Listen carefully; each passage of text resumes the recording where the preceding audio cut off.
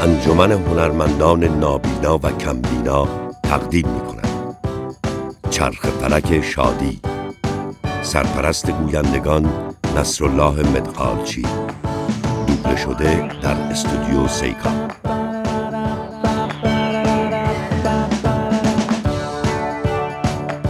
این قسمت دوگال به ماه می‌رود.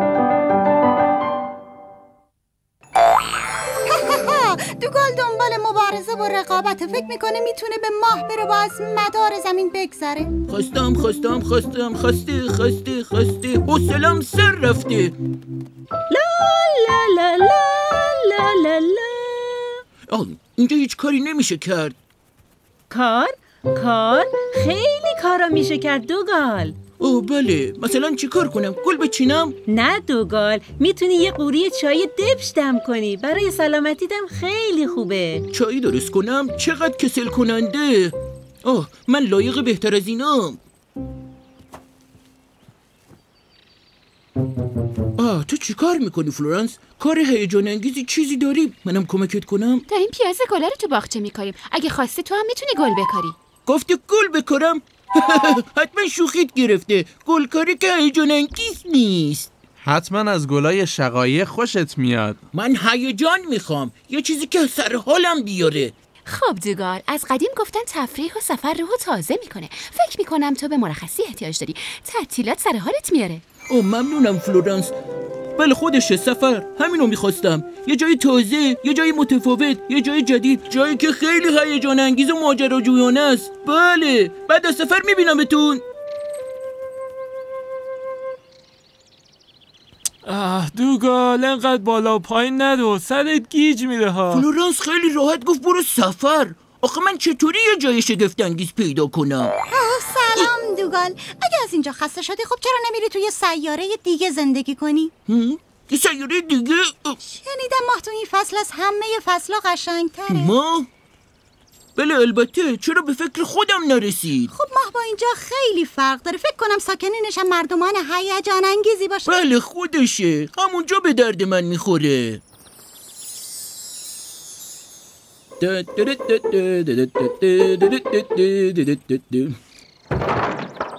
بله خودشه. بهتر از این نمیشه. نه خیر. سلام دوگال، امروز چی لازم داری بهت بدم؟ بیسکویت مخصوص، مربا، قرص ضد تهوع، کرم ضد آفتاب، استخوان و یه ردیاب موجودات فضایی که بتونه بوشونو حس کنه و اونا رو پیدا کنه. مثل این که داری به مسافرت میری دوگال. جایی که من میرم هیچ سگی به عمرش نرفته آقای گریمزدیل، ولی نباید گرسنه بمونم. خب وقتی رسیدی برامون نامه بده، یادت نره. جایی که من میرم از این کارا نمیکنن آقای گریمزدیل.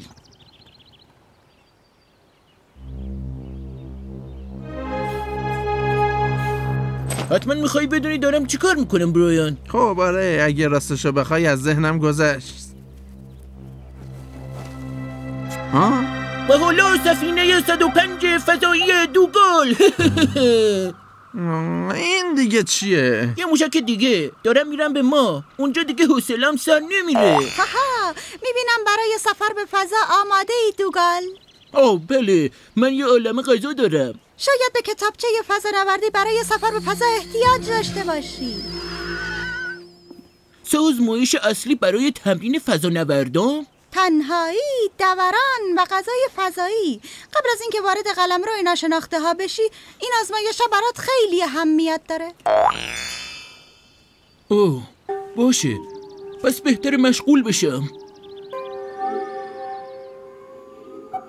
ای رئیس، از اینجا برو، نباید با کسی حرف بزنم. برای چی؟ برای قبولی در آزمایش تنهایی یه فضانورد باید بتونه 2 ساعت کامل با کسی حرف نزنه. وقتشه بیای بیرون. خیلی خوب شد، این مرحله رو قبول شدم. خب بعدی چی بود؟ دوران، یه فضانورد باید دور خودش بچرخه بدون اینکه به زمین بیفته. کار سختی نیست، تو همیشه در حال چرخیدن هستی. و دیگه نمیتونم تندتر از این بچرخم. به نظرم تو آزمایش‌ها موفق شدی. وای سرم گیج رفت، نمیتونم وایستم. آه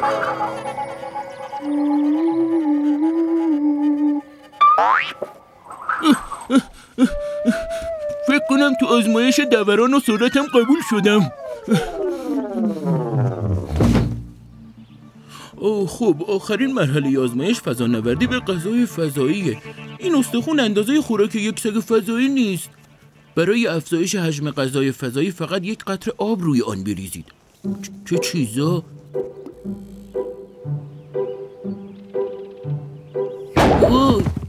وای این که تو سفینه من جا نمیگیره. اخطار، آب جوشیده رو فقط زمانی که به ماه وارد شدید به غذا اضافه کنید. ای بابا اینو الان میگن؟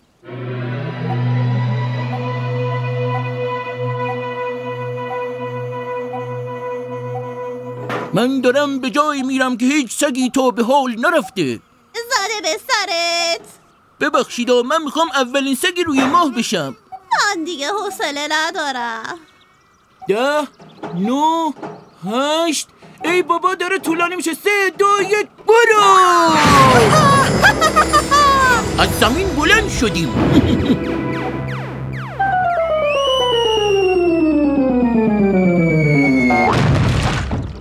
فرودم عالی بود. بهتر از این نمیشه. فکرشو بکنین یه سگ بتونه به ماه بره. نمیدونستم ماه صورتیه. از کره زمین خیلی زیباتره. دوگال واقعا فکر میکنه که روی کره ماه فرود اومده. نباید چیزی بهش بگیم. نه هنوز زوده بخوام گردش تفریشو خراب کنیم. اومد. خوش اومدی دوگال. هوش برتر. تو اسم منو میدونی؟ نگفتم؟ واقعا باورش شده. بیا ما باش همراهی کنیم. ساکنین ماه دوستانه و گرم رفتار میکنن. به ما خوش اومدی. میدونید شما دقیقا مثل دوستان زمینی من فلورانس و برایان هستید، اما شما خیلی با محبت ترین، تازه صورتی ترم هستی.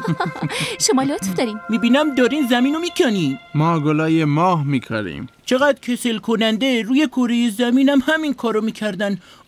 این موجودات ما هم عین موجودات زمینی حوصله‌مو سر میبرن. خرگوشی با هوش و خواب آلود. یه خواننده اونم روی ماه. لا لا لا لا. شما حتما یه موجود بهتر و کاملتر از ارمیترود روی کره زمین هستی. ببخشید. شگفت انگیزه. شما درست شبیه اونین. اما خانم شما برای خودتون چایی دم نمی کنین؟ حقیقتش رو بخواید منم چایی دم میکنم. از اونی که فکر میکردم خیلی بدتره. هی دوستان، دوگال رفتارش خیلی عجیب و غریب شده.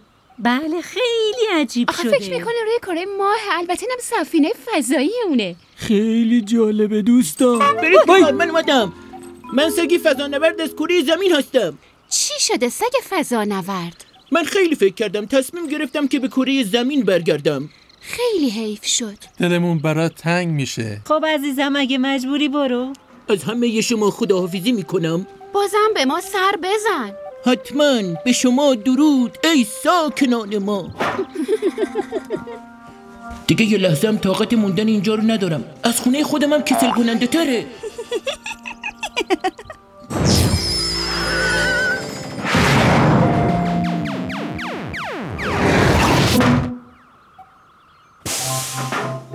برگشتم خونه. کجا رفته بودی دوگال؟ به ما رفته بودم.